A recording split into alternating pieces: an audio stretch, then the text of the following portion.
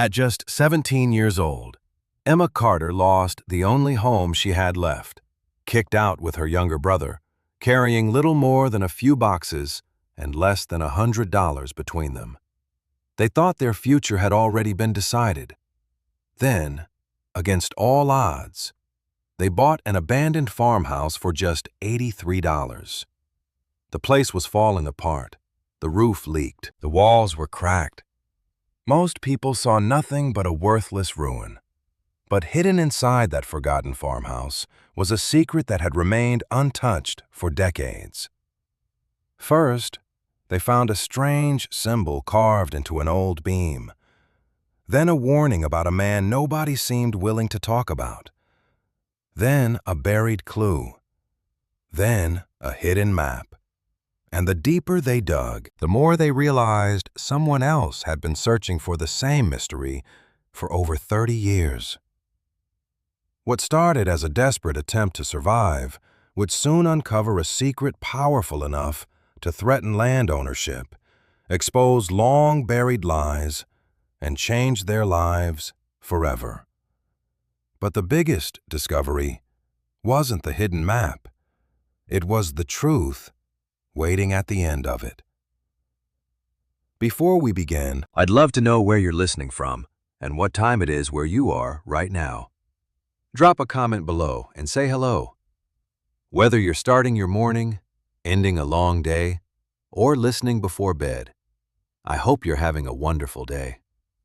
If you notice any details I missed or have thoughts about the story, feel free to leave a comment and join the conversation. And if you enjoy emotional survival stories, hidden mysteries, abandoned places, and life-changing discoveries, don't forget to subscribe to the channel and turn on notifications.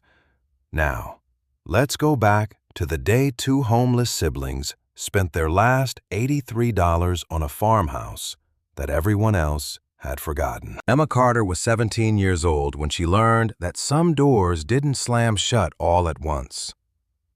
Sometimes they closed slowly, giving you just enough time to realize nobody was coming back to open them again.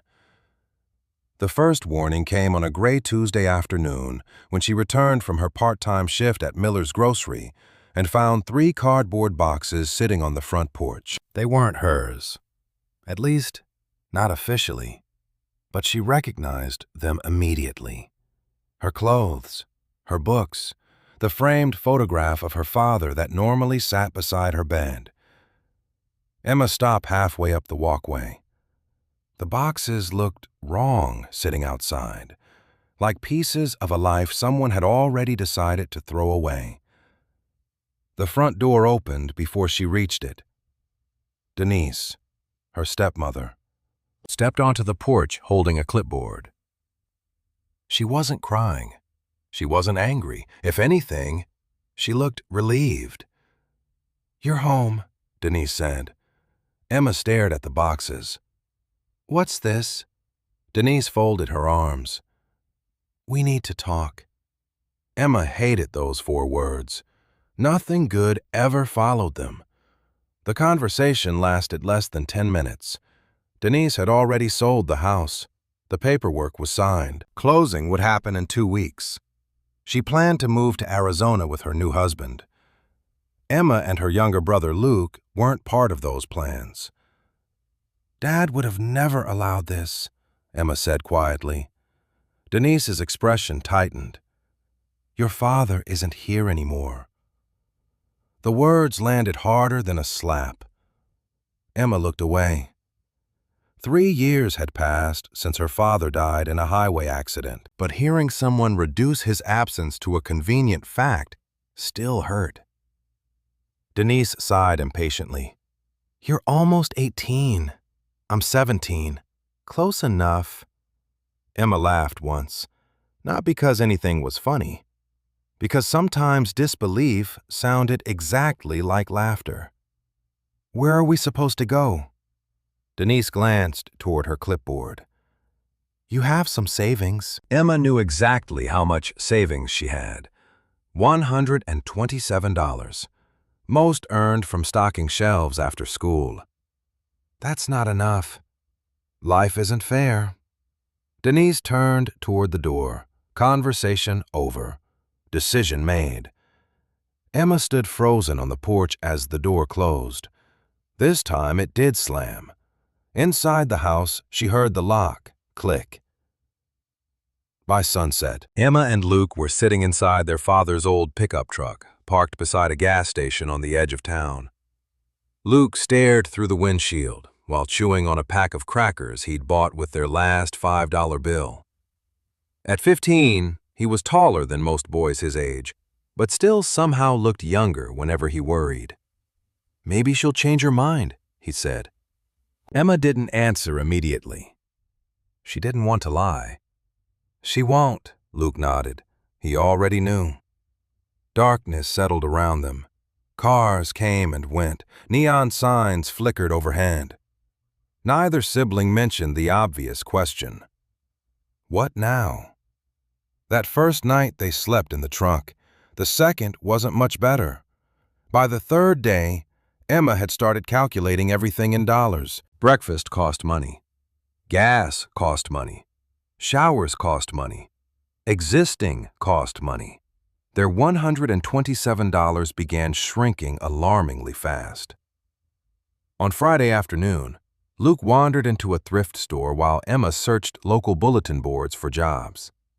20 minutes later, he came running back holding a folded newspaper. "Emma." She barely looked up. "What?" "Look at this." Emma took the paper reluctantly.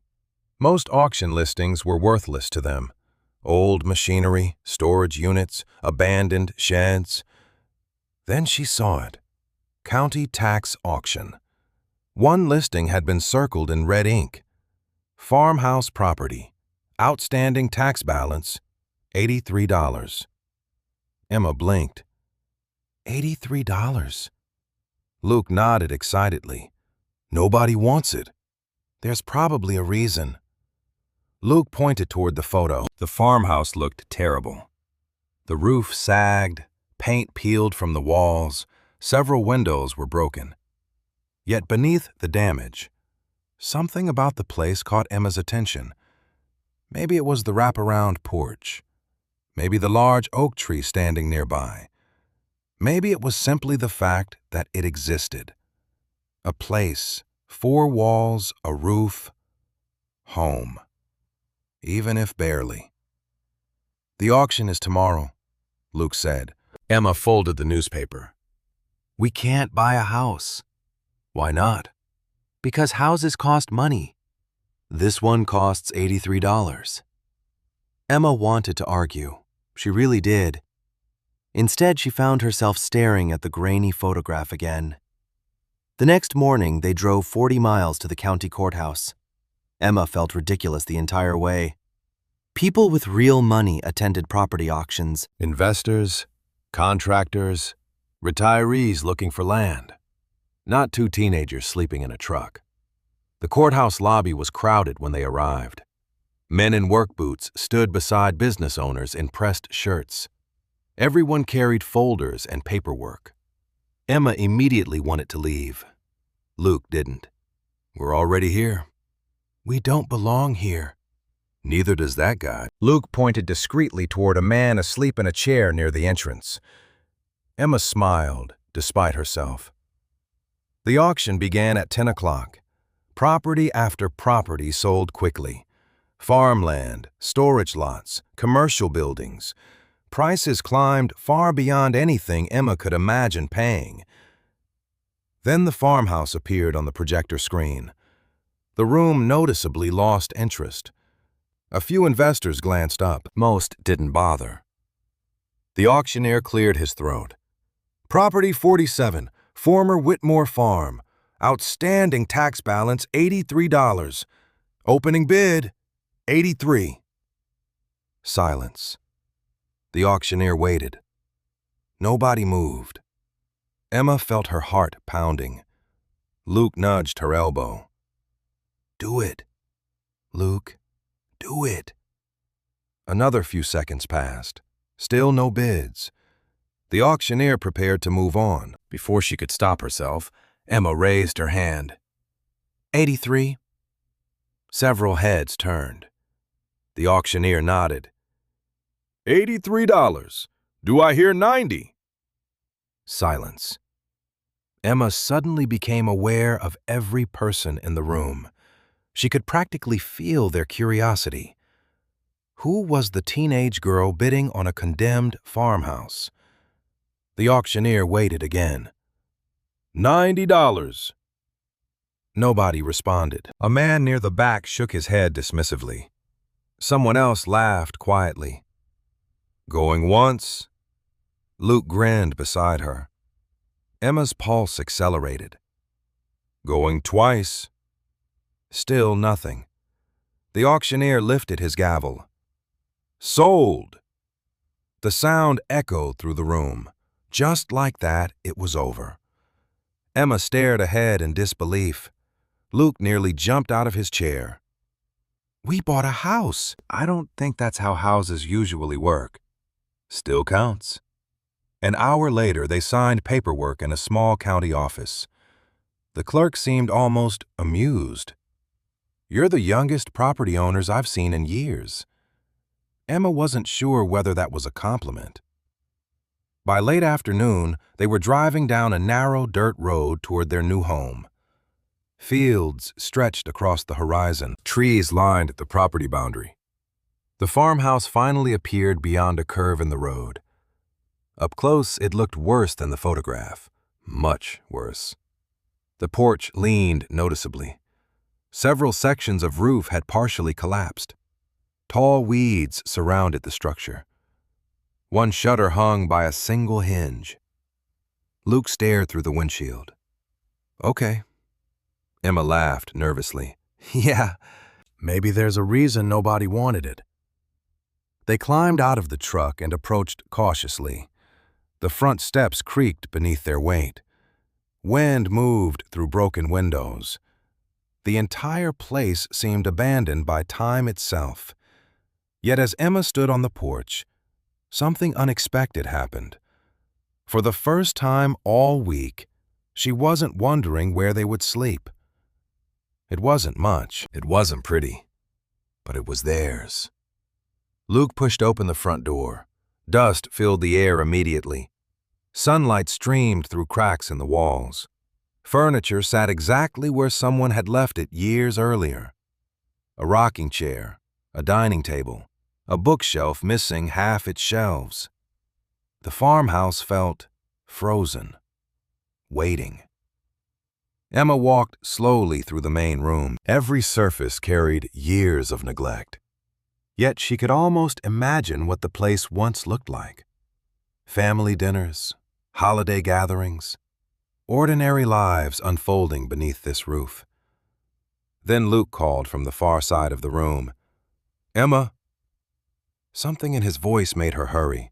She found him standing beneath a massive wooden support beam running across the ceiling.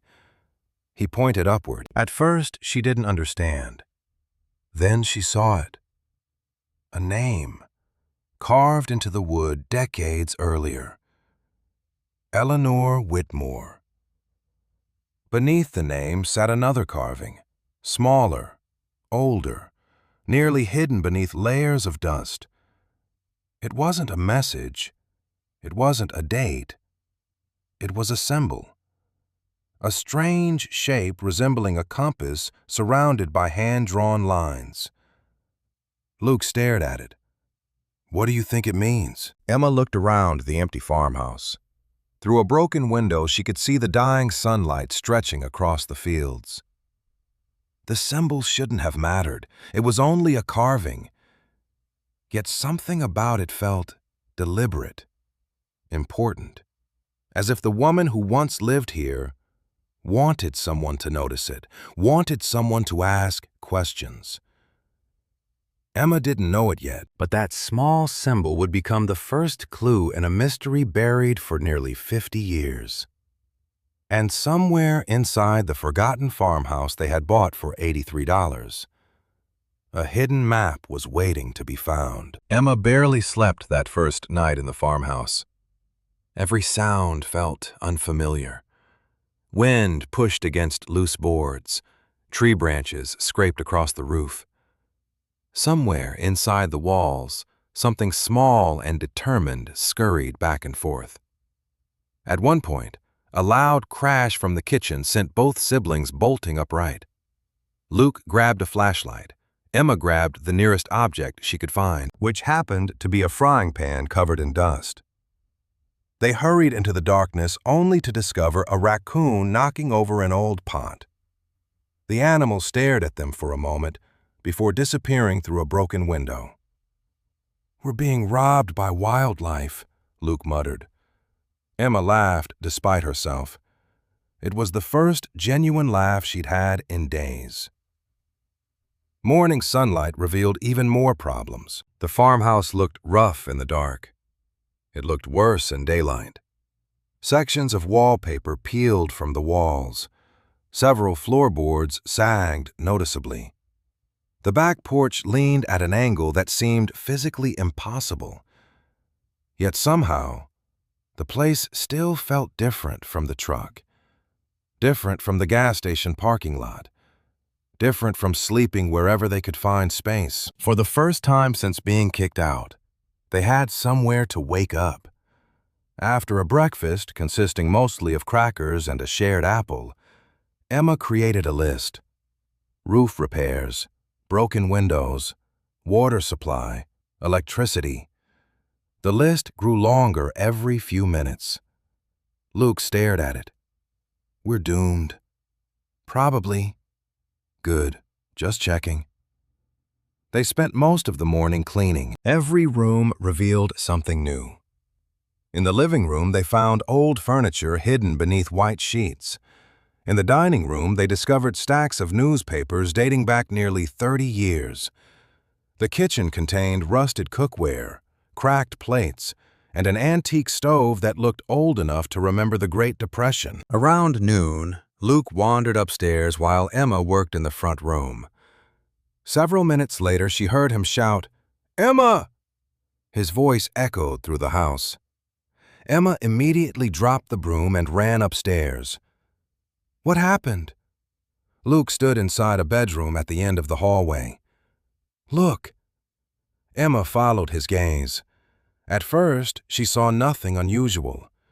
Dust, furniture, cobwebs. Then she noticed the wall. Hundreds of small pencil marks covered one section. Dates, heights, names. Someone had used the wall to track children's growth over many years. Emma stepped closer. Most entries were faded, some nearly invisible. Yet one name appeared again and again. Eleanor.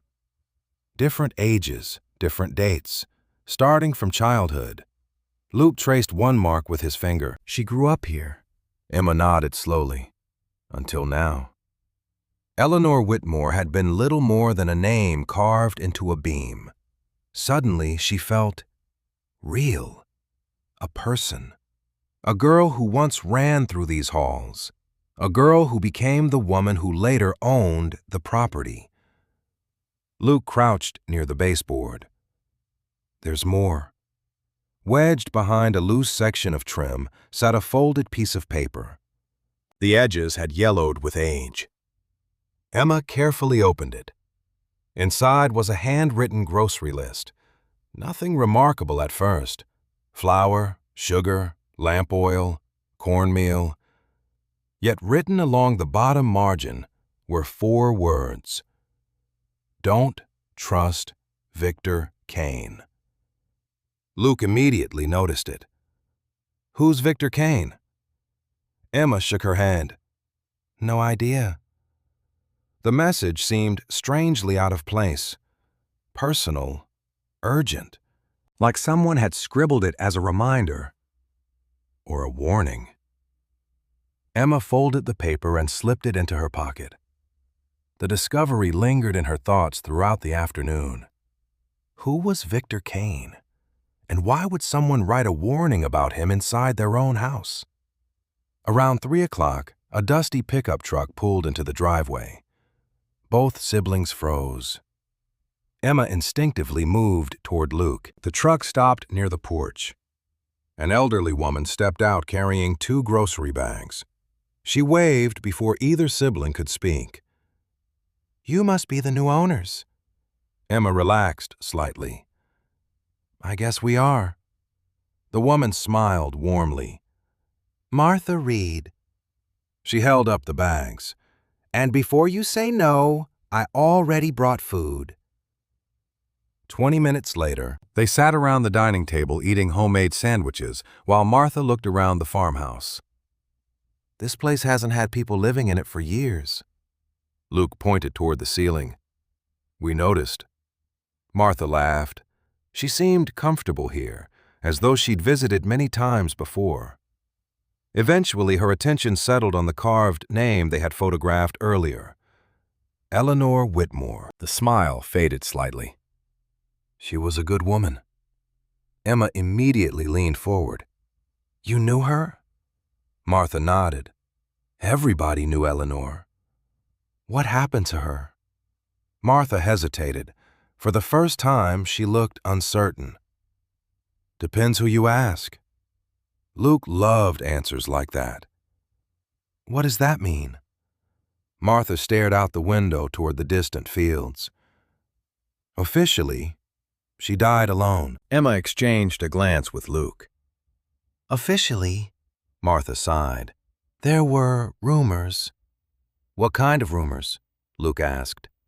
Martha smiled knowingly. "The kind that keeps small towns entertained for decades." That wasn't an answer, and everyone knew it. Yet before Luke could press further, Martha stood and began gathering empty plates.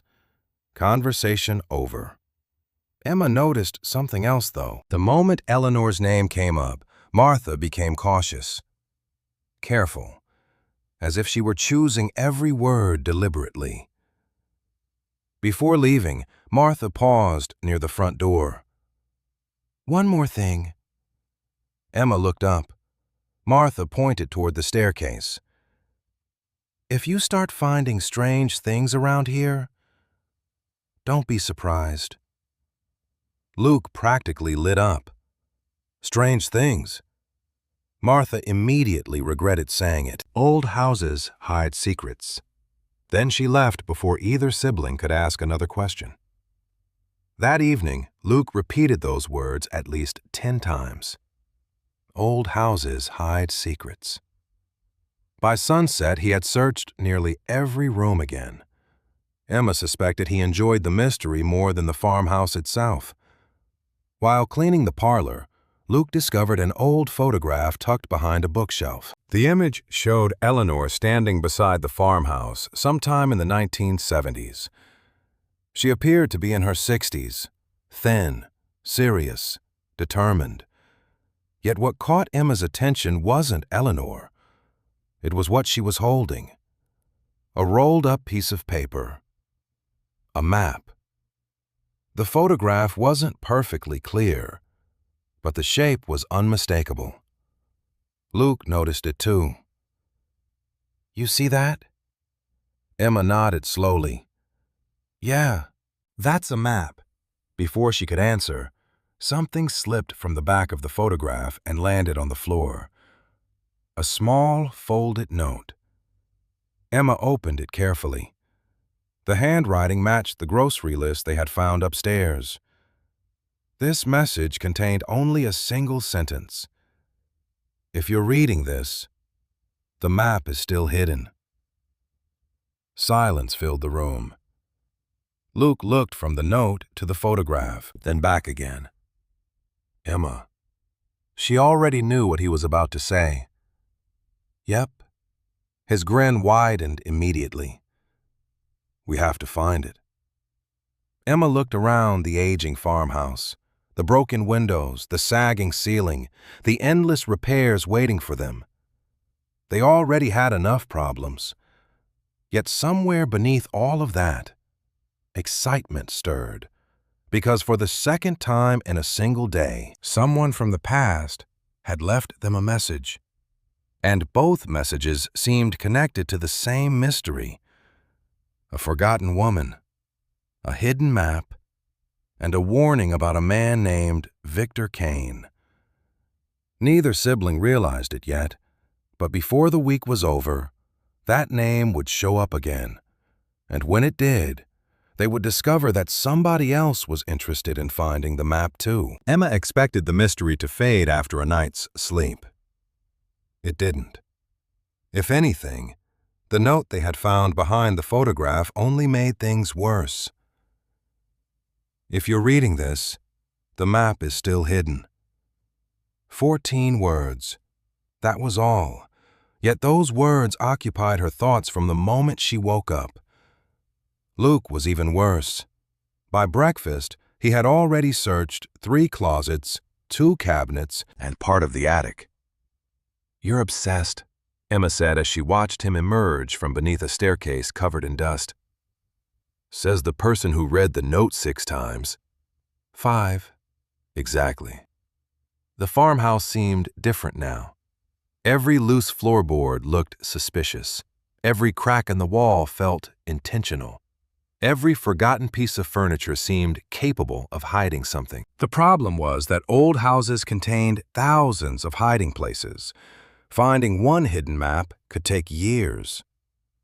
Around mid-morning, Emma decided they needed supplies. Their food was running low, and the farmhouse still lacked basic necessities. The nearest town sat 15 minutes away. Luke reluctantly agreed to leave the search behind for a few hours. The town itself was small. 1 grocery store, 1 diner, a hardware shop, a gas station, the kind of place where everyone seemed to know everyone else. The moment they walked into Martha Reed's grocery store, several customers glanced their way. News clearly traveled fast. Martha smiled from behind the counter. "The farmhouse survivors return." Luke laughed. "Barely." Martha handed Emma a small basket. "How's the roof?" "Still attached." That's an improvement. As Emma gathered supplies, Luke wandered through the store examining old photographs hanging on the walls. Several showed the town decades earlier. Different buildings, different people, different lives. Then he stopped. Emma. She immediately recognized the tone. Another clue, another mystery, another reason their shopping trip was about to take longer. Luke pointed toward a framed photograph near the entrance. It showed a community picnic sometime in the 1980s. Dozens of smiling faces filled the image. One face stood near the center.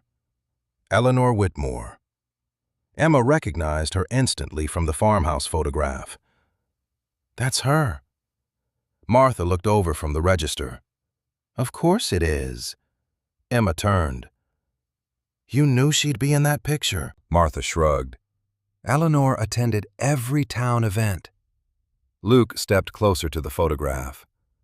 "Who's that?" He pointed toward a tall man standing beside Eleanor. Martha's expression shifted almost imperceptibly. "That's Victor Kane." Emma immediately remembered the warning hidden inside the farmhouse. Don't trust Victor Kane. Her pulse quickened slightly. "You know him too?"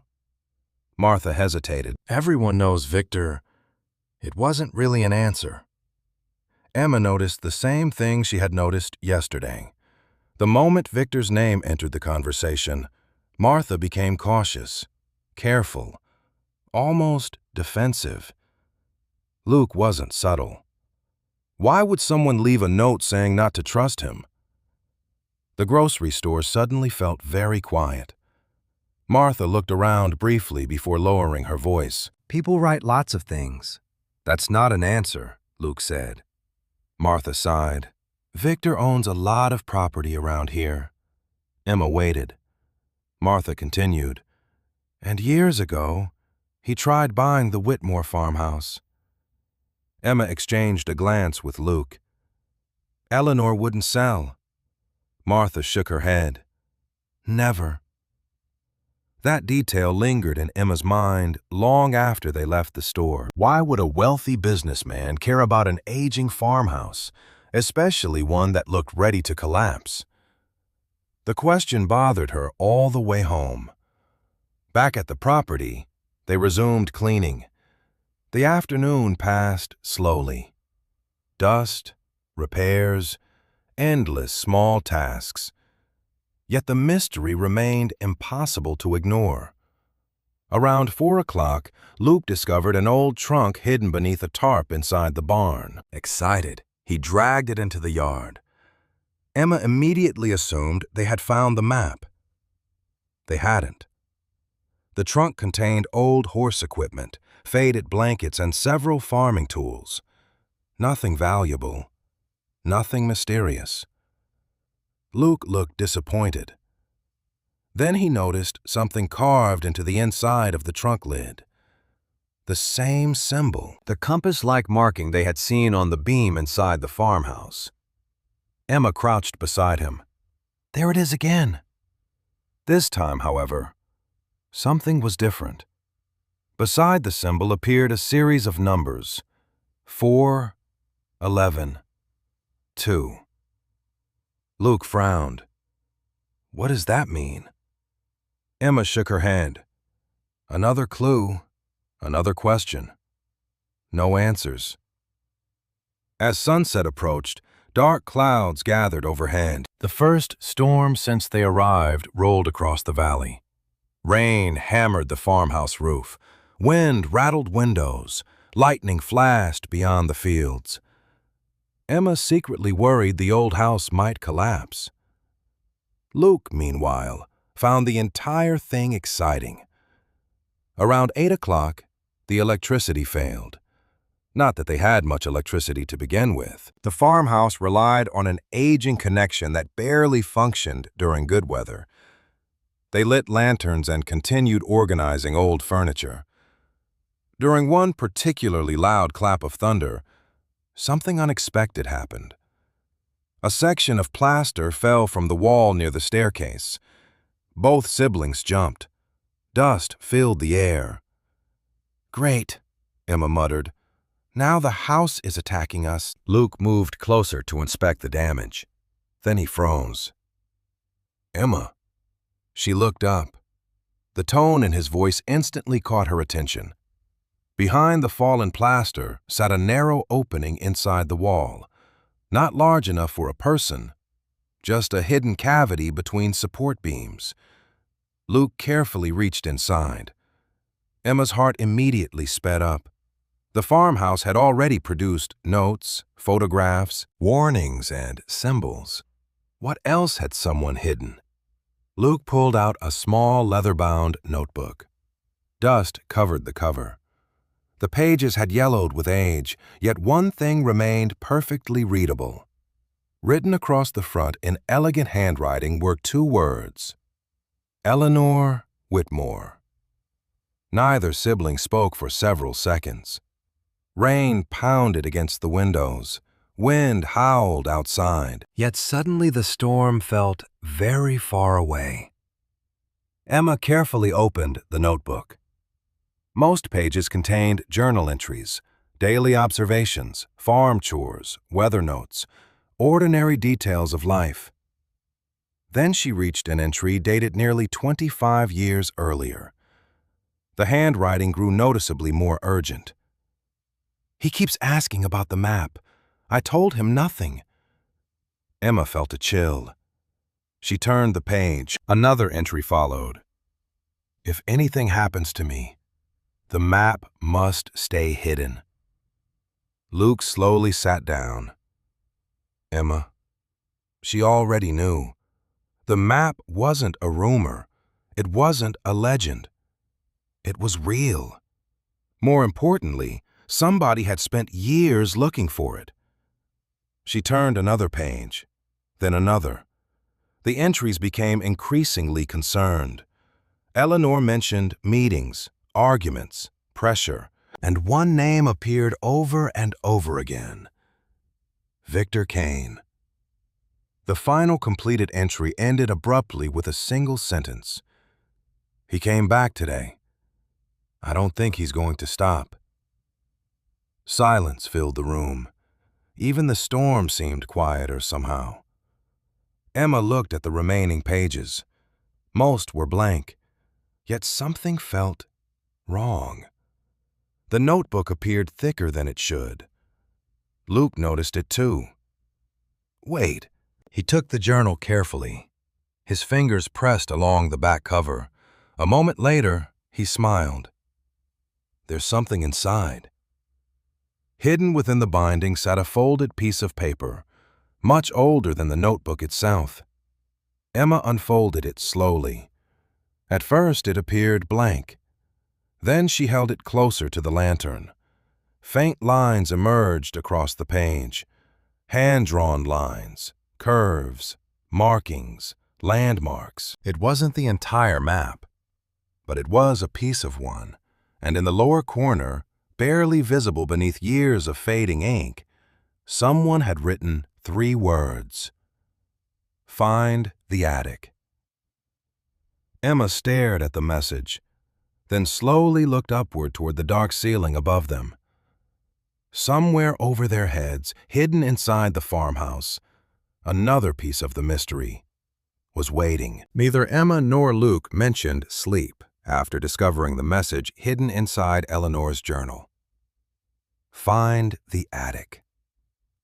3 simple words had transformed the entire farmhouse overnight. The attic wasn't exactly hidden. They already knew where it was. A narrow pull-down ladder in the hallway ceiling led upward into darkness. The problem was that half the ladder looked ready to collapse, and neither sibling had been eager to test it. Now they had no choice. By sunrise, Luke was already standing beneath the attic hatch holding a flashlight. Ready? Emma looked up at the ceiling. No. Good. Me neither. The ladder groaned alarmingly as they lowered it. Dust immediately drifted into the hallway. The smell of old wood and insulation filled the air. Emma grabbed the flashlight and climbed first. Luke protested for exactly 3 seconds before following behind. The attic stretched farther than either expected. Thick wooden beams crossed the ceiling. Boxes, furniture, and forgotten belongings sat beneath decades of dust. Sunlight slipped through cracks in the roof, creating narrow beams of light across the darkness. It felt less like an attic and more like a museum nobody had visited in years. Luke smiled immediately. This is awesome, Emma coughed. This is filthy. For nearly an hour they searched. Every trunk, every crate, every shelf. Most discoveries were ordinary.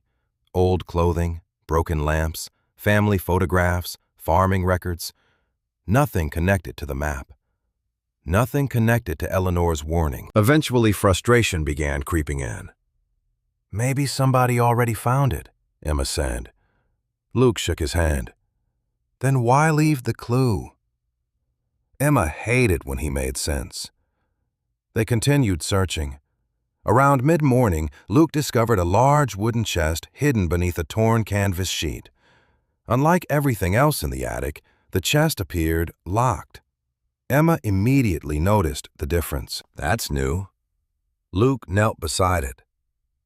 Or important. The lock itself was rusted beyond repair.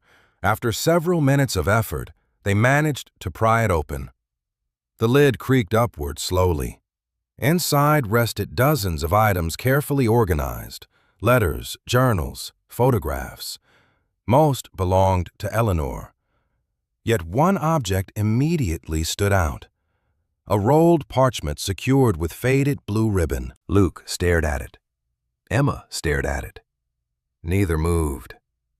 Then Luke whispered the obvious. Map. Emma carefully untied the ribbon. The parchment unfolded across the attic floor. Her excitement faded almost instantly. It wasn't a map. It was a property survey. Detailed, valuable perhaps, but not the hidden map they were searching for. Luke groaned dramatically. That's disappointing. Emma laughed. You were already planning our treasure hunt. I absolutely was. Still, the survey wasn't useless. Several handwritten notes appeared in Eleanor's handwriting. Most referenced property boundaries, water access, land ownership. Yet one notation caught Emma's attention. It had been circled multiple times. North Field Marker. Luke noticed it too. What's that? Emma shrugged. No idea. Before they could investigate further, another discovery interrupted them. Beneath the survey lay a stack of letters tied together with twine. Most were correspondence between Eleanor and various local officials, farming permits, tax records, property disputes, ordinary things. Then Emma found one addressed directly to Eleanor from a law office. The date was nearly 27 years old. She unfolded it carefully. The contents immediately changed the mood. Dear Ms. Whitmore, we regret to inform you that the claim filed by Mr. Victor Kane has been approved pending final review. Luke sat upright. Victor again? Emma continued reading. According to the letter, Victor Kane had attempted to acquire a portion of Eleanor's property through a legal claim involving historical land boundaries. The details were complicated, yet one thing was obvious. Eleanor fought the claim aggressively. Another letter revealed she had won. A third showed Victor appealed.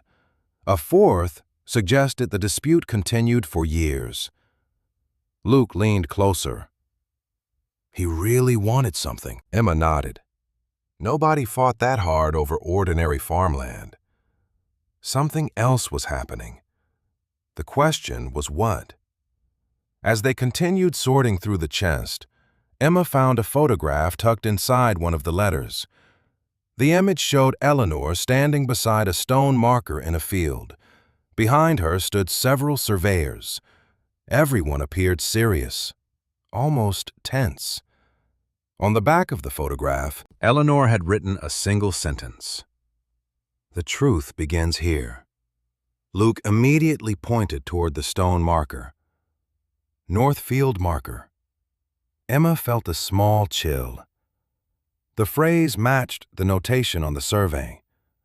Suddenly, the photograph seemed less like a memory and more like a clue.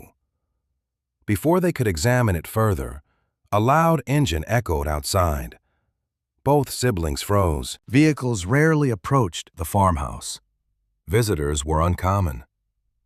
Curious, they climbed down from the attic and moved toward a window overlooking the driveway. A black SUV had stopped near the front porch. A man stepped out. Mid-60s, expedient clothes, confident posture. Even from a distance, he looked like someone accustomed to getting his way. Luke frowned. Who is that? Emma already knew. The answer arrived before the man even reached the porch. Victor Kane. The timing felt impossible, almost as if he somehow knew they were uncovering pieces of Eleanor's story. A knock followed seconds later. Neither sibling rushed to answer. Victor knocked again, more patiently this time. Finally, Emma opened the door. Victor smiled. The expression never reached his eyes. You must be Emma. She immediately disliked him. And you must be Victor Kane. For a brief moment, surprise crossed his face. Then it disappeared. I've heard you've been asking questions. Emma folded her arms. About the farmhouse? Victor glanced toward the property behind her. It's a beautiful piece of land. Luke nearly laughed at that description. Victor continued. I'm actually here because I'd like to make an offer. Emma already knew where this conversation was going. We're not selling. Victor smiled again. You haven't heard the offer. Still not selling. His expression remained polite, yet something beneath the surface shifted. A slight tension, a hint of irritation. You might reconsider. Emma shook her head. No. Victor's gaze drifted briefly toward the house, toward the attic above them, toward the walls surrounding them, almost as though he were looking for something. Old properties often contain surprises, he said casually. Emma felt her pulse quicken. The statement sounded innocent. It wasn't. Victor knew more than he was saying. She could feel it. After several uncomfortable moments, Victor handed her a business card. "If you change your mind." Then he returned to his vehicle and drove away. Luke waited until the SUV disappeared down the road. That guy is definitely a villain. Emma laughed despite herself. Life isn't a movie. Then explain the dramatic entrance. She couldn't, because Luke was right about one thing. Victor's visit wasn't a coincidence. The moment they started uncovering Eleanor's clues, he appeared. That afternoon, they returned to the attic with renewed determination. Somewhere inside Eleanor's belongings lay the reason Victor cared so much. Hours passed. More letters, more records, more dead ends. Then, just before sunset, Emma discovered something hidden inside the false bottom of the wooden chest. A narrow compartment, invisible unless viewed from the right angle. Her heart immediately accelerated. Luke! He appeared instantly. Inside the compartment rested a small metal key and a folded scrap of paper. Emma opened the note. The handwriting was Eleanor's. The map is not in the attic. It never was. If Victor finds this clue, he'll search the wrong place. Luke stared at the message. Wait. Emma kept reading. The real map is hidden beneath the place where the first promise was made. Silence filled the attic. The clue raised far more questions than answers. Luke looked completely confused. What first promise? Emma folded the note carefully. She didn't know. But somewhere on the property, Eleanor clearly expected someone to figure it out. And based on Victor Kane's sudden appearance, they weren't the only ones searching anymore. The note from Eleanor remained on the kitchen table all night. Neither Emma nor Luke could stop looking at it.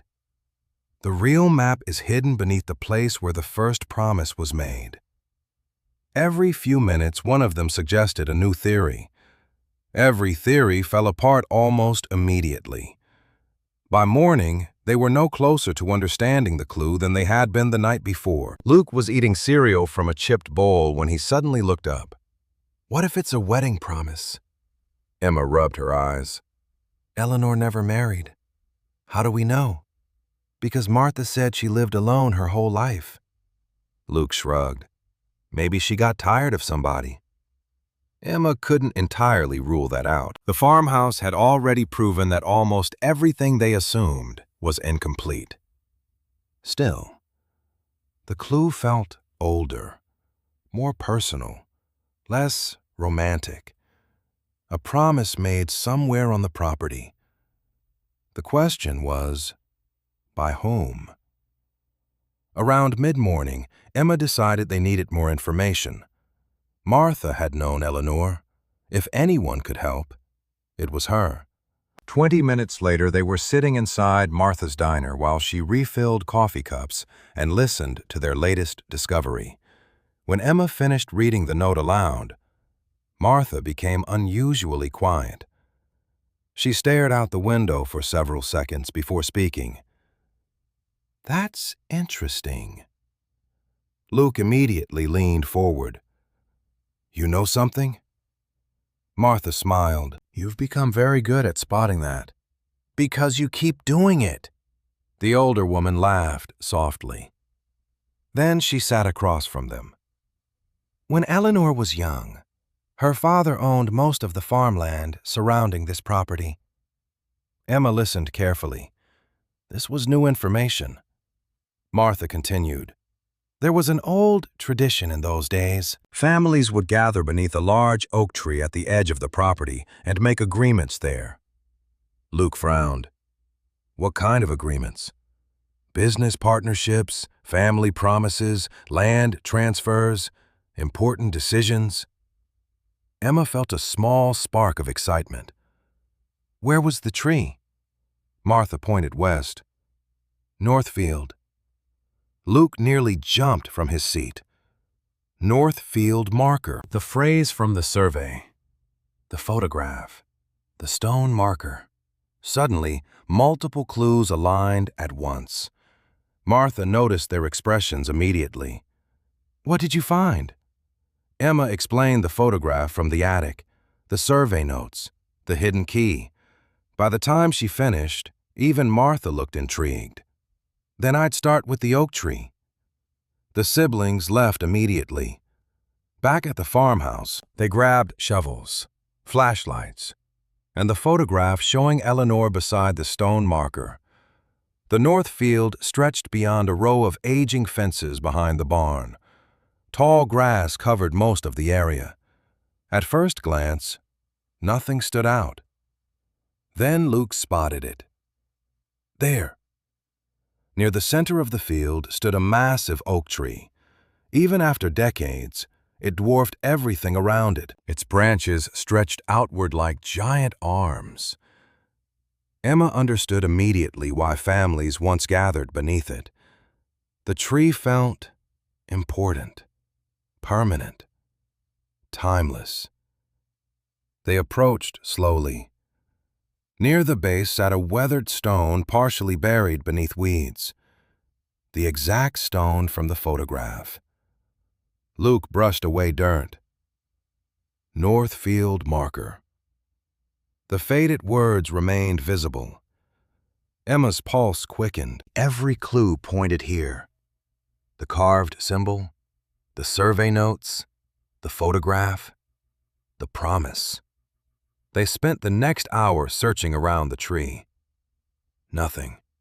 No hidden compartment, no buried box, no map. Just roots and dirt. Frustration began returning.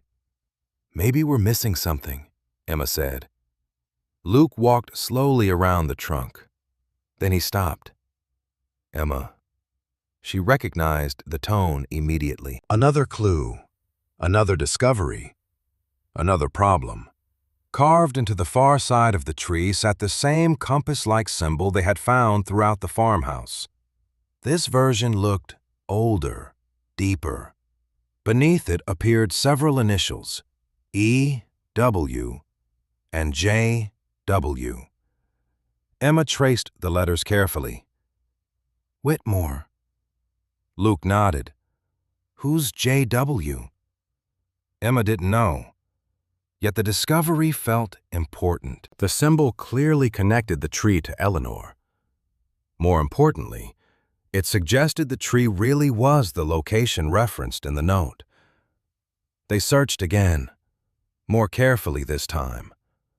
Finally, Luke noticed something unusual near one of the largest roots. A narrow metal ring protruded slightly from the soil, barely visible beneath decades of growth. His eyes widened immediately. No way. Together they dug around the ring. After several minutes, they uncovered a rusted metal hatch hidden beneath dirt and roots. Emma stared in disbelief. That's impossible. Luke grinned. I love this place. The hatch resisted at first. Years underground had fused parts of the mechanism together. Eventually, however, it opened with a loud, metallic groan. Beneath it sat a narrow cavity carved into the ground. Inside rested a small wooden box. Nothing else. Emma carefully lifted it free. Her heart hammered in her chest. This had to be it. The hidden map, the mystery, the answer to everything. Slowly she opened the lid. Inside sat several folded documents, a photograph, and a sealed envelope. No map. Luke looked devastated. Again. Emma laughed despite herself. The farmhouse had become remarkably consistent at almost giving them what they wanted. They examined the contents anyway. The photograph immediately drew attention. It showed a much younger Eleanor standing beside an older man beneath the oak tree. Both smiled toward the camera. Written on the back were the words, "The First Promise." Luke pointed at the older man. "That's J.W." Emma nodded. "Most likely." More importantly, the photograph confirmed they had found the correct location. The envelope contained a handwritten letter, Eleanor's handwriting. Emma unfolded it carefully. "If you're reading this, then you found the place where my father made me a promise. He promised that our family's story would never disappear." Luke looked up. "Her father?" Emma continued reading. The letter described childhood memories beneath the oak tree, lessons about honesty, family, responsibility. Then the tone shifted. Eleanor began discussing Victor Kane. She wrote about pressure to sell land, threats disguised as business offers, legal disputes, repeated attempts to obtain property records. Near the bottom, one sentence stood out. "Victor believes the map leads to money. It does not." Emma exchanged a glance with Luke. So Victor was searching too, and apparently he misunderstood what the map actually represented. Then she reached the final paragraph. "The map reveals ownership, not treasure. The truth matters more than wealth." Hidden beneath the letter sat one final item, a small folded piece of parchment. Unlike previous fragments, this one clearly belonged to a larger document. Lines connected across the page. Symbols matched those they had already discovered. Most importantly, the fragment now contained enough information to identify a destination. An old well marked near the western edge of the property. Luke stared at it. "That's where we go next." Emma nodded slowly. Then her phone vibrated. The sudden sound startled both of them. She checked the screen. Unknown number. "Curious," she answered. Silence greeted her. Then a man's voice, calm, measured. "Stop looking for the map." Emma immediately stood. "Who is this?" More silence. Then the voice returned. "Some things are buried for a reason." The call disconnected.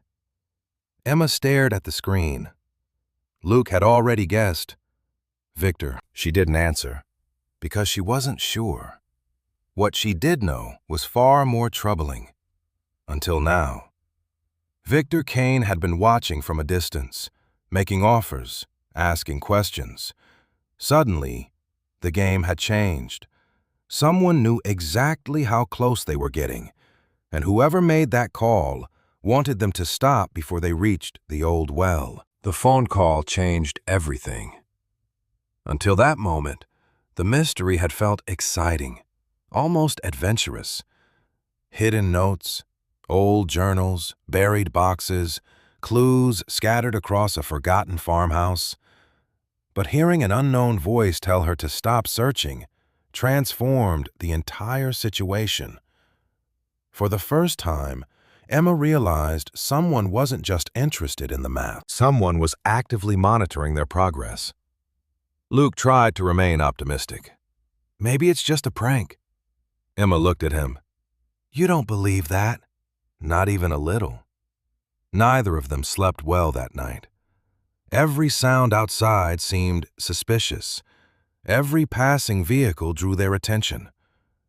Around midnight, headlights briefly appeared at the end of the driveway before disappearing again. By the time Emma reached the window, whoever had been there was gone.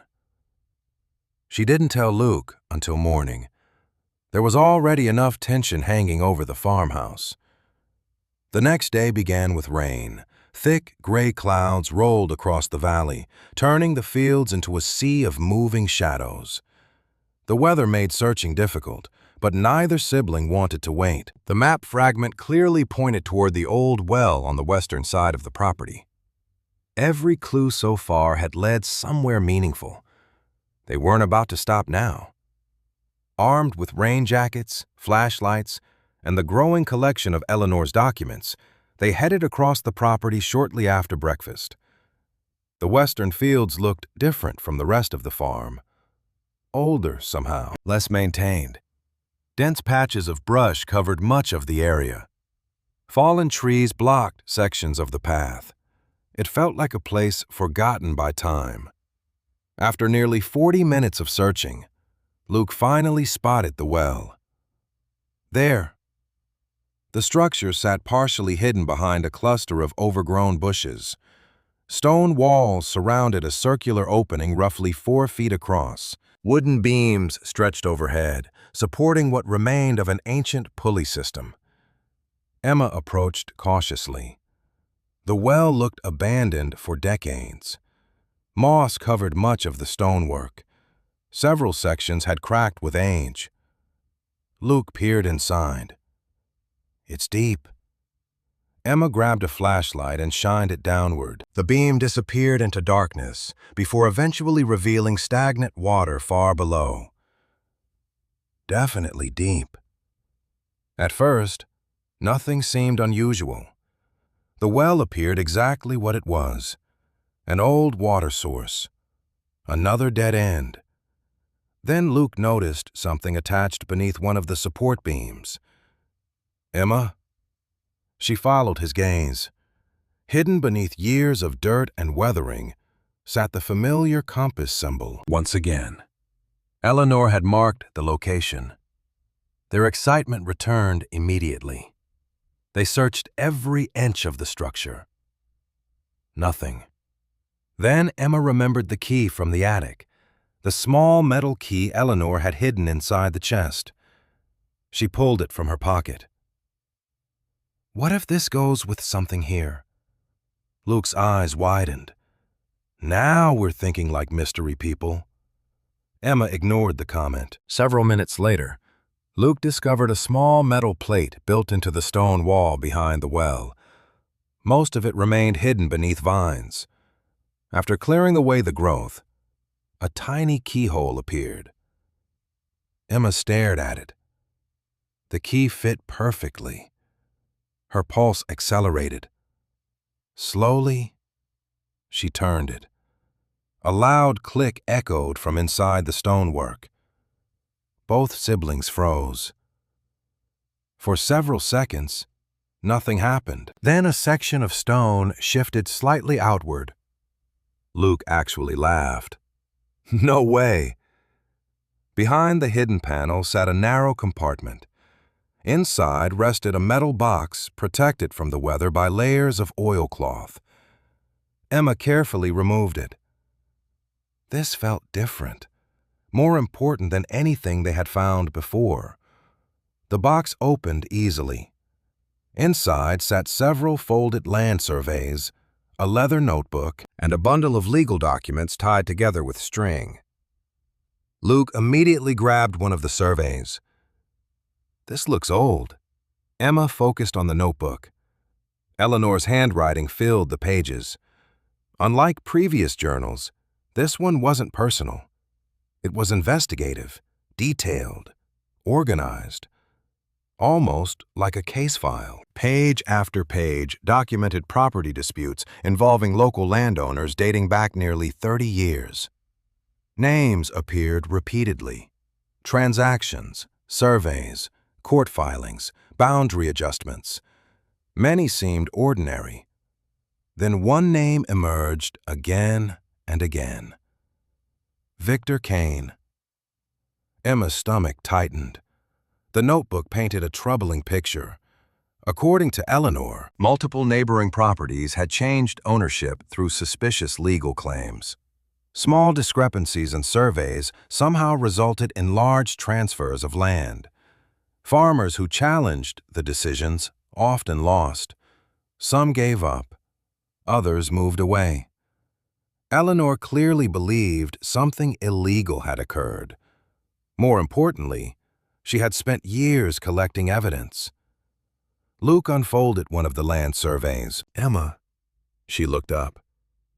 You need to see this. The survey showed the Whitmore property decades earlier. Several boundary lines differed dramatically from current maps. Entire sections of land appeared to have vanished over time, land that now belonged to companies connected to Victor Kane. Emma felt a chill. That's impossible. Luke shook his hand. Apparently not. Then they found the document that changed everything.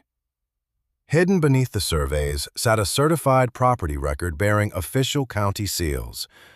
Unlike modern versions, this record listed the ownership rights for a large valley north of the farm, a valley currently controlled by Kane Development Holdings. Yet according to the original document, ownership never legally transferred. Eleanor Whitmore remained the rightful owner. Or at least she had been when the record was created. Emma read the page twice, then a third time. The implications were enormous. If the document was genuine, an entire chain of property claims might be invalid. Luke sat back slowly. Now I understand why somebody wants the map. Emma nodded. This wasn't about buried treasure. It never had been. The map appeared connected to land ownership. Valuable land ownership. Suddenly, Victor's persistence made perfect sense. So did the phone call. So did the legal disputes described in Eleanor's journals. For nearly an hour, they examined every document. The evidence seemed increasingly convincing. Then Luke noticed something odd inside the notebook's back cover. Another hidden pocket. Emma laughed softly. Eleanor apparently trusted hidden compartments more than ordinary storage. Inside the pocket rested a folded piece of parchment, another fragment of the map. This section connected directly to the piece they already possessed. Together, they revealed a larger portion of the property. New symbols appeared, new landmarks. One location had been circled repeatedly, a small cabin deep within the woods north of the farm. Beneath the marking, Eleanor had written 4 words. Final records are here. Silence settled over the well. Both siblings understood the significance immediately. The cabin likely contained the remaining evidence, perhaps even the complete map. Luke carefully folded the parchment. We're getting close. Emma nodded.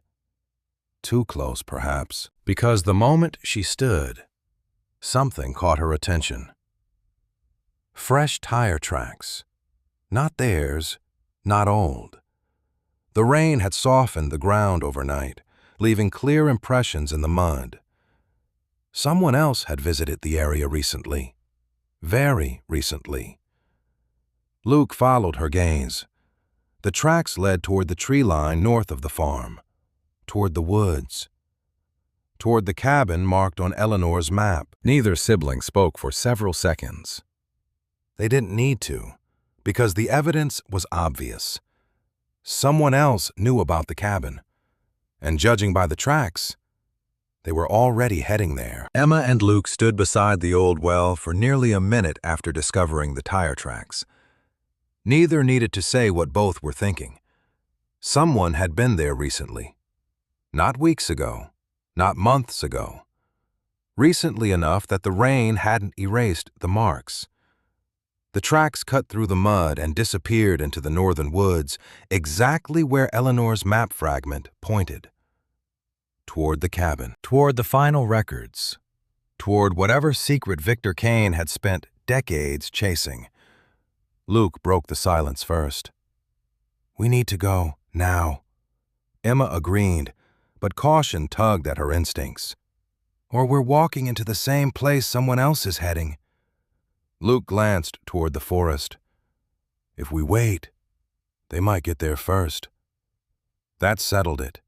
They returned to the farmhouse, gathered supplies, packed sandwiches, flashlights, water, and every map fragment they had discovered so far. Before leaving, Emma locked Eleanor's documents inside an old metal cabinet hidden beneath blankets in the attic. She trusted almost nobody now. Certainly not enough to leave evidence lying around. By noon, they entered the woods north of the property. The forest felt completely different from the open farmland. Dense trees blocked much of the sunlight. Fallen branches crisscrossed the ground. The air smelled damp and earthy. Every sound echoed strangely beneath the canopy. Luke carried the map fragments while Emma followed the landmarks marked by Eleanor decades earlier. At first, the route seemed random. A large boulder, a creek crossing, a cluster of cedar trees. Yet, as they continued deeper, the path began making sense. Eleanor hadn't created a treasure map. She had created a guide, one that avoided roads and obvious routes, one that deliberately concealed the destination. About an hour into the hike, Luke suddenly stopped. "Do you hear that?" Emma listened. At first, nothing. Then she caught it. Voices. Faint but unmistakable. Someone was ahead of them. Both siblings immediately crouched behind a fallen log. The conversation drifted through the trees. Two men, maybe three, too distant to identify specific words. Emma felt her pulse accelerate. They weren't alone. The tire tracks belonged to real people. People already searching the woods. Luke leaned closer. "What do we do?" Emma considered their options. Following openly seemed reckless. Turning back seemed worse. Eventually, she pointed toward a narrow ridge running parallel to the voices. "We go around." Slowly, carefully, they moved through the trees, keeping distance between themselves and the unseen men.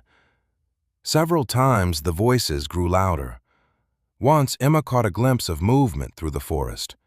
Dark jackets, work boots. One man carried a shovel.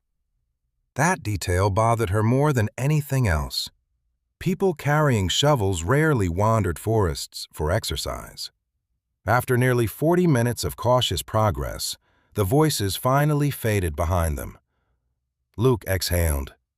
"Tell me those weren't Victor's guys." Emma didn't answer, because she suspected they were. The forest eventually began sloping downward. According to Eleanor's map, the cabin should have been nearby. Then Luke froze. "Emma." She looked ahead. Through the trees stood a structure, small, weathered, hidden so well that they almost missed it. The cabin looked abandoned. Moss covered the roof, vines climbed the walls. Several windows were boarded shut, yet despite its condition, it remained standing, waiting. Emma felt the same sensation she'd experienced when first seeing the farmhouse. A strange certainty that they had arrived somewhere important. The front door hung slightly open. Inside, dust covered every surface. A rusted wood stove occupied one corner. Shelves lined the walls. A narrow table stood near the center of the room.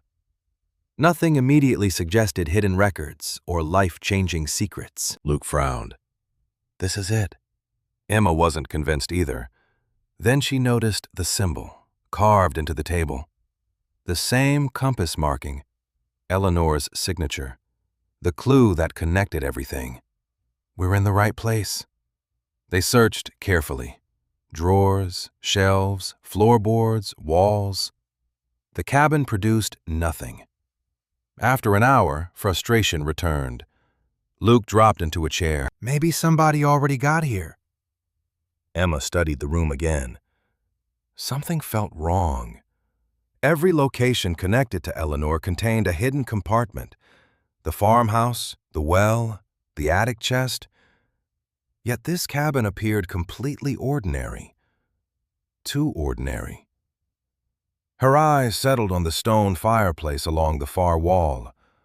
Unlike the rest of the structure, the stonework looked newer, cleaner, deliberate. She approached slowly.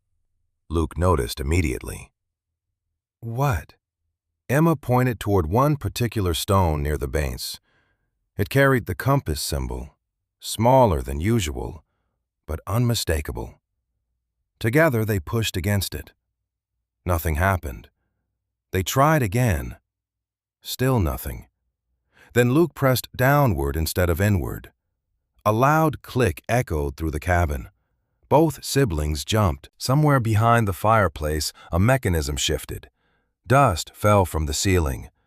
Slowly, a narrow section of stone moved aside. Hidden behind it sat a metal lockbox.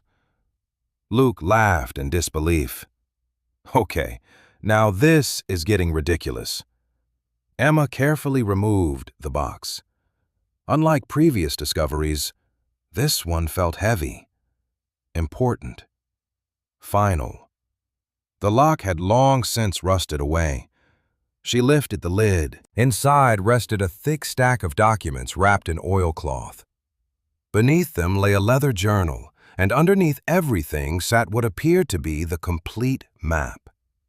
For several seconds, neither sibling moved. They had found it. The map, the evidence, the truth Eleanor had spent decades protecting. Emma opened the journal first. The final entries were written in a shaky hand. Eleanor was clearly older when she wrote them. Yet the words remained sharp, focused, determined. Page after page documented fraudulent surveys, altered records, and land transfers connected to Victor Kane's business dealings. More importantly, Eleanor included names, dates, copies of documents, evidence, real evidence. Luke unfolded the complete map. Unlike the fragments, this version revealed everything. Property boundaries stretched across an entire valley north of the farm. Several sections were highlighted in red. Ownership notes filled the margins. Then Luke noticed something unexpected. Emma. She looked up. His face had gone pale. You need to see this. He pointed toward a handwritten notation near the center of the map. Original ownership protected by duplicate records stored at courthouse archive. Emma stared at the words. Duplicate records. The evidence in the cabin wasn't the only copy. Eleanor had hidden backups. Suddenly, the entire mystery made sense. She never trusted one hiding place. She trusted several. Before either could speak again, a loud noise echoed outside. A vehicle engine. Close. Very close. Both siblings froze. Then came another sound. A car door slamming, followed by voices, multiple voices, right outside the cabin. Luke slowly looked toward the window. Emma's pulse hammered in her ears, because whoever had arrived wasn't searching anymore. They had found the cabin too. For a moment, nobody inside the cabin moved. The voices outside drifted closer. Gravel crunched beneath heavy boots. A vehicle engine ticked as it cooled. Emma instinctively closed the journal and slid it back into the lockbox. Luke folded the map with trembling hands. Their discovery had finally paid off, but now they faced a new problem. They weren't alone. A shadow crossed one of the boarded windows. Then another. Whoever had arrived knew exactly where the cabin was. Emma immediately whispered, "Back door." Luke nodded. The cabin had a narrow rear exit partially hidden behind overgrown brush. They had noticed it during their search. Quietly, they gathered the documents, the journal, and the map. Every piece of evidence Eleanor had spent decades protecting now rested inside Emma's backpack. The voices outside grew louder. One man laughed. Another mentioned checking the fireplace. Emma's pulse surged. They knew about the hidden compartment. That meant one thing. Someone else had already followed Eleanor's clues. The siblings slipped through the rear door seconds before the cabin's front door opened. Hidden by thick brush, They crouched, motionless. Through a crack between branches, Emma watched 3 men enter the cabin. One of them immediately moved toward the fireplace. Another carried a flashlight. The third carried a shovel. Luke leaned close. "They're definitely looking for the records." Emma nodded. Then she recognized one of the men. Not Victor Kane. Someone else. One of the workers she had seen months earlier loading equipment at a Kane development construction site outside town. The connection felt obvious. They waited until the men disappeared fully inside before retreating into the woods. Neither spoke for nearly 10 minutes. The forest swallowed most sounds, but occasionally they still heard distant shouting from the cabin. Eventually, Luke broke the silence. "What happens when they realize the box is empty?" Emma didn't answer, because she already knew. The search for the map had become a race, and they had just taken the lead. By late afternoon, they reached the farmhouse.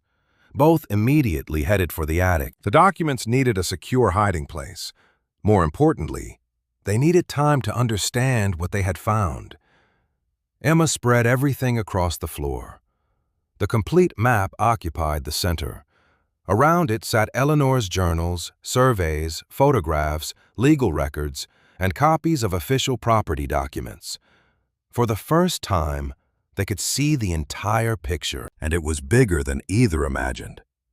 The valley north of the farm appeared repeatedly throughout the records. Hundreds of acres, fresh water springs, timber rights, mineral surveys, old boundary markers. The land was far more valuable than ordinary farmland. Luke traced a finger along the map. "This is what Victor wanted." Emma nodded. Not the farmhouse, the valley. The realization changed everything. Victor Kane hadn't spent decades chasing a hidden map because of sentiment. He wanted ownership, real ownership, legal ownership. And according to Eleanor's evidence, he never legitimately acquired it. As evening approached, another discovery emerged. Hidden among Eleanor's papers sat correspondence from a county surveyor dating back nearly 30 years. One letter caught Emma's attention immediately. It referenced duplicate records stored at the county courthouse. The same duplicate records mentioned on the map. Luke sat upright. "The archive." Emma nodded slowly. Eleanor had planned for this possibility. Even if someone found the map, even if someone stole the documents, the official evidence remained elsewhere, protected, hidden in plain sight. Suddenly, they had a path forward. The courthouse archives could verify everything. But before they could celebrate, headlights appeared outside. Emma froze. Luke immediately moved toward the attic window. A black SUV rolled slowly into the driveway. Neither needed to guess who it belonged to. Victor Kane stepped out. This time he wasn't smiling. He stood beside the vehicle for several moments, studying the farmhouse. The fading sunlight cast long shadows across the property. Somehow Victor looked older than before, more tired, more desperate. Then he walked toward the porch. Luke whispered, "What do we do?" Emma considered hiding, considered ignoring him. Instead, she stood. "We talk." A few moments later, she opened the front door. Victor remained on the porch. For several seconds, neither spoke. Then Victor surprised her. "You found it." It wasn't a question. Emma folded her arms. "Found what?" Victor almost smiled. "I've spent too many years chasing the same clues to play games." His honesty caught her off guard. For the first time, he seemed less like a powerful businessman and more like an aging man running out of time. You know about Eleanor's map, he continued. You found the cabin. Emma remained silent. Victor sighed. Then you also know she misunderstood everything. Luke nearly laughed from behind the doorway. Victor heard him. His gaze shifted briefly toward the house. Eleanor spent 30 years believing she was protecting something noble. Emma finally spoke. You mean the land? Victor's expression tightened. I mean the future. The answer sounded rehearsed, unconvincing, yet Victor genuinely believed it. That realization unsettled Emma. Villains were easier to understand when they knew they were wrong. Victor didn't seem to think he was wrong at all. He believed he deserved the valley. He believed Eleanor had stood in his way. He believed history supported him. After several tense minutes, Victor reached into his jacket and produced an envelope. Last offer. Emma didn't take it. We're not selling. You haven't heard the amount. Doesn't matter. Victor's jaw tightened. For the first time, frustration showed openly. You have no idea what you're dealing with. Emma looked directly at him. Neither did Eleanor. Silence followed. Victor studied her carefully. Something shifted behind his eyes. Recognition, perhaps. Determination. Maybe even respect. Finally, he placed the envelope on the porch railing. You'll change your mind. Then he turned and walked back toward the SUV. Minutes later, the vehicle disappeared down the road. Luke immediately grabbed the envelope. Inside sat a purchase offer. The number made both siblings stare. It was more money than Emma had ever seen attached to a single piece of paper. Enough to solve every problem in their lives. Enough to leave town forever. Enough to forget the farmhouse. Luke slowly lowered the document. That's insane. Emma nodded, which only made her more suspicious. Nobody offered that much money unless something far more valuable was at stake. That night, neither sibling slept. The map lay spread across the attic floor. The journals remained open. Every clue pointed toward the courthouse archives. Eleanor's final safeguard. Her final truth. Around midnight, Emma noticed something she had missed before. A small handwritten note hidden along the edge of the complete map. So faint it was nearly invisible. She held the lantern closer. The message contained only one sentence. If they reach the archives first, everything disappears. Emma felt her stomach drop. Luke read the words over her shoulder. Both immediately understood. Victor wasn't waiting anymore. Neither were the men at the cabin. The race wasn't about finding the map anymore. It was about reaching the courthouse records before someone destroyed the last evidence forever. Emma almost ignored the marking at first. After weeks of clues, symbols, journals, hidden compartments, and maps, it would have been easy to assume this was just another note left by Eleanor. But the more she studied it beneath the attic lantern, the more unusual it seemed. The marking wasn't part of the original map. It had been added later in darker ink. A small circle sat near the center of the valley north of the farm. Beside it were 5 words written so faintly they were nearly invisible. The reason is still there. Luke read the sentence twice, then a third time. That's not talking about ownership. Emma nodded slowly. No. For the first time since discovering the map, she believed Eleanor had been protecting something beyond legal documents. Something personal. Something important enough to spend decades defending. Early the next morning, the siblings packed supplies and headed toward the valley. The route took them through rolling fields, across a narrow creek, and eventually into a section of land untouched by development. It was immediately obvious why the area mattered. Massive oak trees covered the hillsides.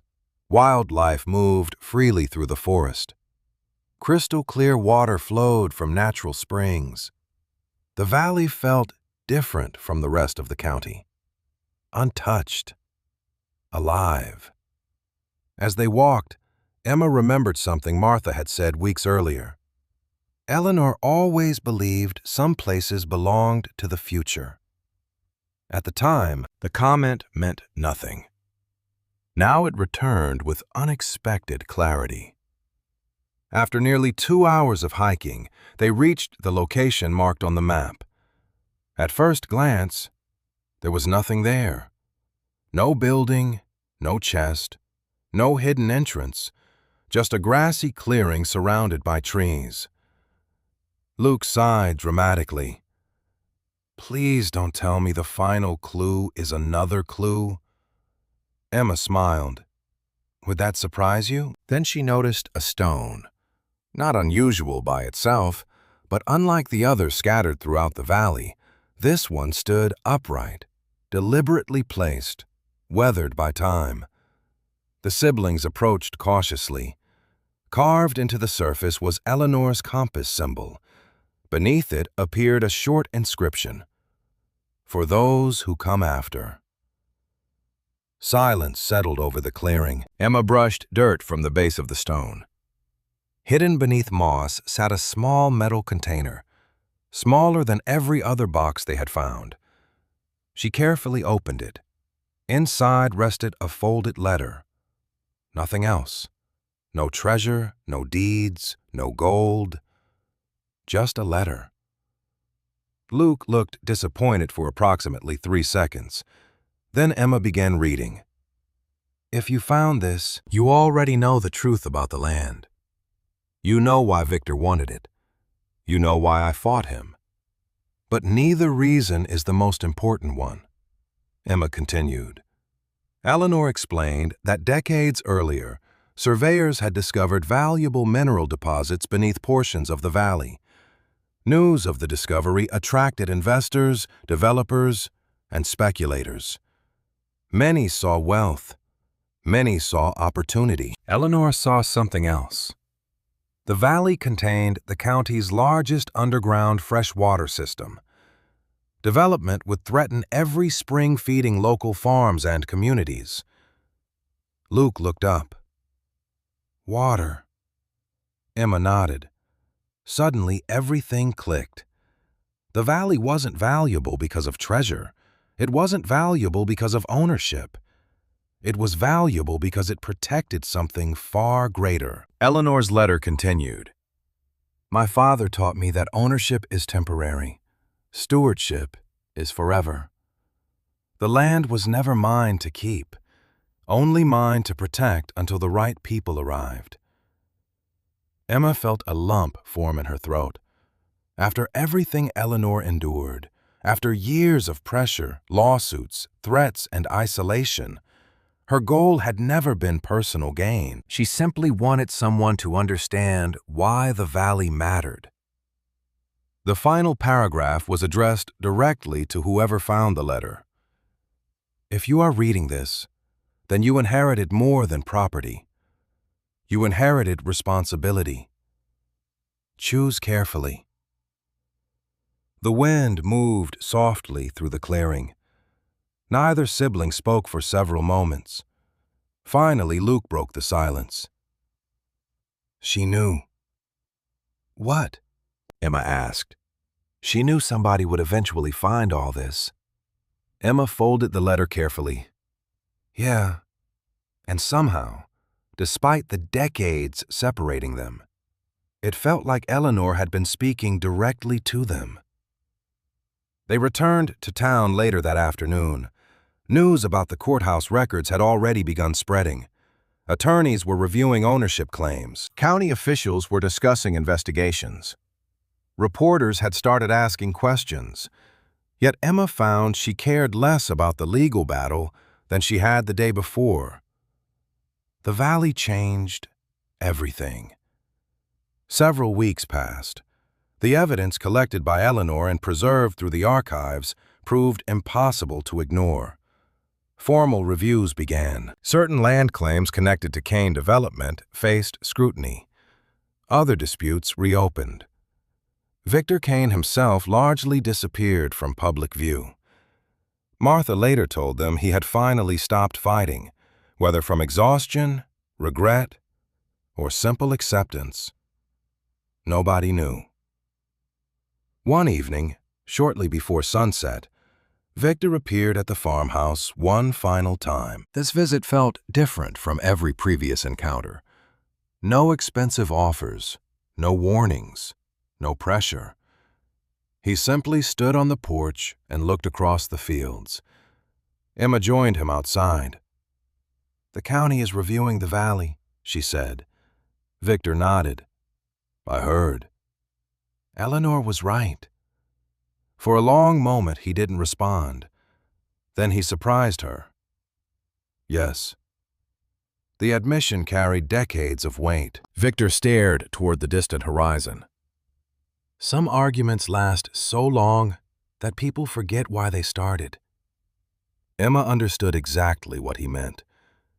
Eventually, Victor left. This time, neither of them expected him to return. Summer arrived. Repairs continued. The farmhouse slowly transformed. Broken windows were replaced. The porch was rebuilt.